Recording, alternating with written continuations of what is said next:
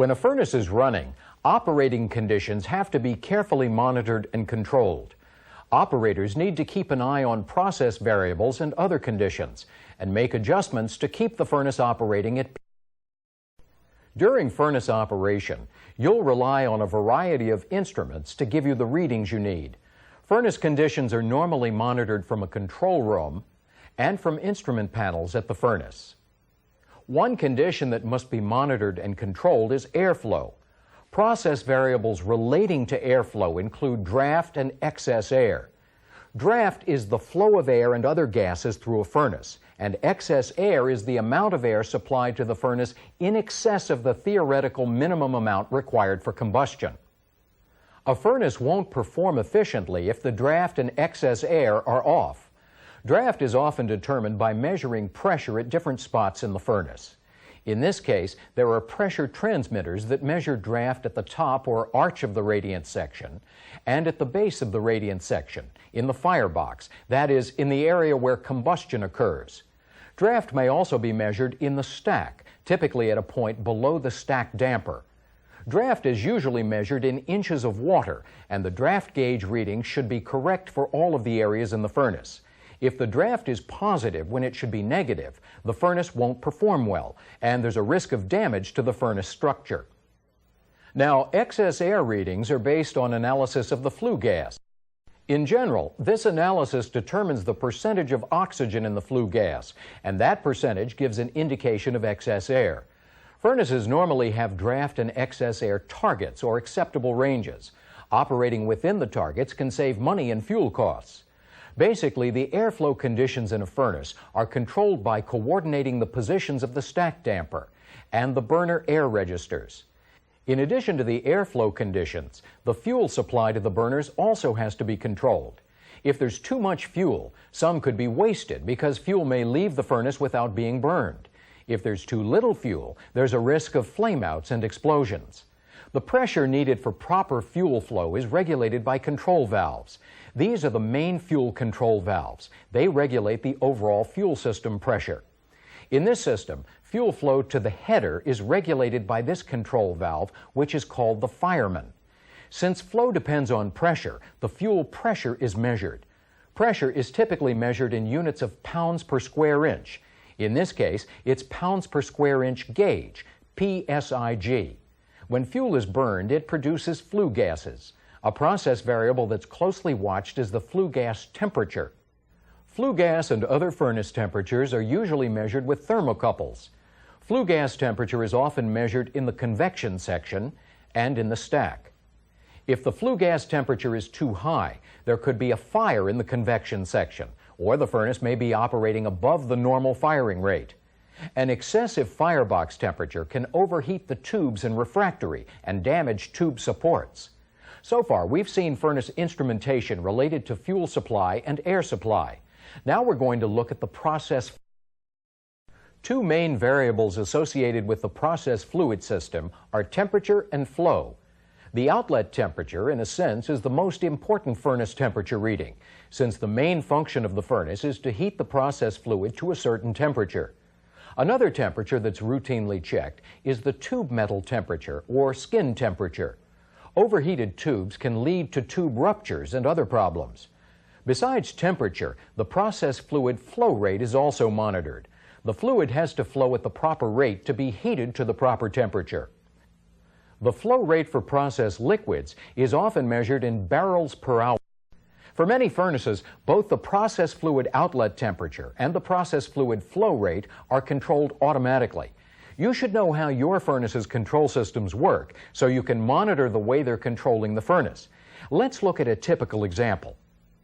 This system controls the process fluid outlet temperature by adjusting fuel flow to the burners. There's a thermocouple to measure the outlet temperature, a temperature controller, and a fuel flow control valve. During operation, there's a desired outlet temperature or set point. Deviations from set point trigger control actions. For example, if the outlet temperature gets too low, the temperature controller picks up the change and signals the fuel flow control valve to increase fuel flow to the burners. The additional fuel generates more heat, which brings the outlet temperature back to set point. Now, if the outlet temperature is too high, the temperature controller closes the fuel control valve slightly. The valve allows less fuel to flow to the burners, which causes the outlet temperature to drop back to where it should be. For some furnaces, the flow rate of the process fluid is also controlled automatically. These control valves regulate the flow in a 4-pass furnace. Each valve controls 1 pass. There's a set point for each pass. Usually it's the same for each pass. Maintaining the same flow rate allows the process fluid to be heated to the proper temperature more efficiently. If the flow rate deviates from set point in any pass, the control valve for that pass is repositioned automatically to increase or decrease flow and return the flow rate to set point. In this topic, we looked at furnace instrumentation, process variables, and control systems. Now's a good time to try a couple of practice questions on this material. An experienced operator can tell a lot about how a furnace is running by simply looking and listening. During your inspection, it's a good idea to check places where air may leak into the furnace. Air leaks can reduce the efficiency of the furnace and give misleading draft and excess air readings.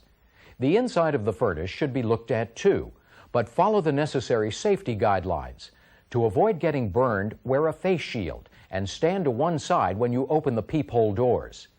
Inside, the firebox should be relatively clear. If it's extremely hazy, you may not be supplying enough air to the burners. Also look at the condition of the tubes. Bulges in the tubes are warning signs of overheating, and the bulges could lead to tube ruptures. If you notice shiny or bright and glowing sections or silver streaks, these could be indications of hot spots, which are overheated areas of a tube. Also see that tube supports and hangers are not bent or broken. Damaged tube supports can be a sign of overheating and metal stress in the furnace. Look at the refractory too. Its color should be uniform. Glowing areas may mean that some sections of the furnace are getting more heat than others, but dark spots may be an indication of an air leak. What you want is a good heat balance in the firebox. When you inspect the furnace, it's especially important to check the condition of the burners and the flames.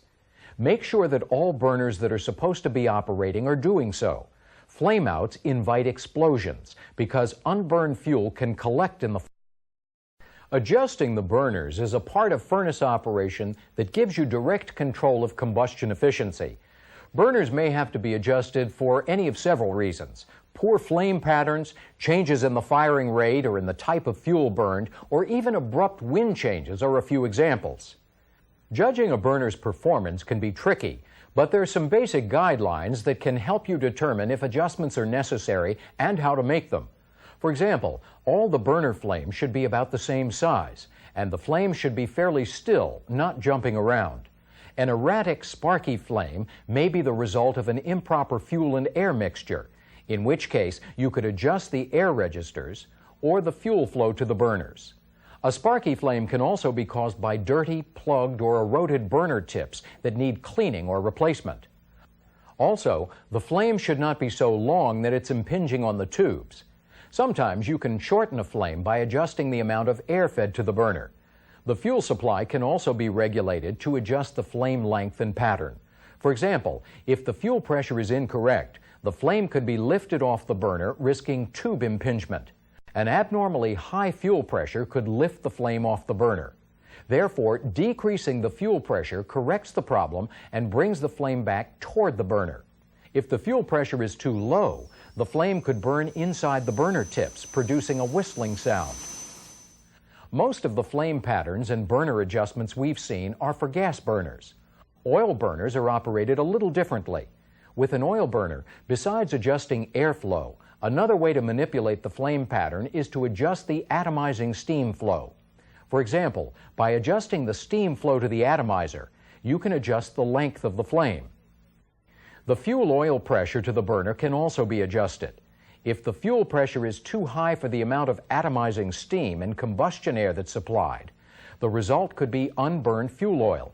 This shows up as a smoky, hazy firebox and smoke coming from the stack. This problem is typically corrected by decreasing fuel oil pressure or increasing steam or air to the atomizer. In this topic, we saw how to inspect a furnace and adjust the burners. Now's a good time to check what you've learned with a couple of practice questions.